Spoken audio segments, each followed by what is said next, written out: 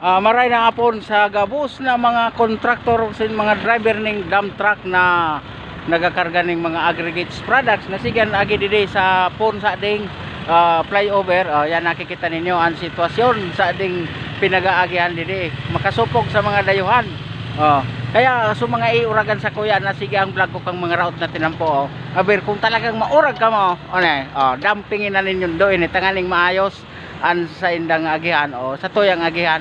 Ako dahil man nag-aaga para agidigdi, pero kung talagang uragon ang mga kontraktor asin mga driver sa dump truck, dumpingan daw nindo ini naging maging maayos yan. Grabe na ang sitwasyon. Aluyo na tabi ini didi sa puon ka ining flyover, the only flyover in Albay. Ayan, diba?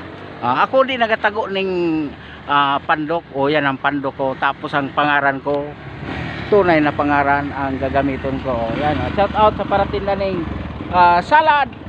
Malanod sa salad yan, Gili Salad. Contractor and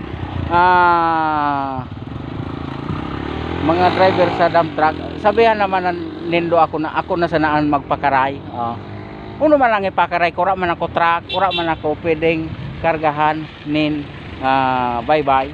Dati nagadrive ako. Alam nyo nung lockdown na nagadrive ako ng dump truck ay ano lang, help lang, pero kung may mga lubak-lubak kaming pigaagihan, titadaan ko yan ng sarong diit kada hakot, ididamping mi duman, lalong-lalo na sa istansa, aputon sa nanindo si partner si Rapen.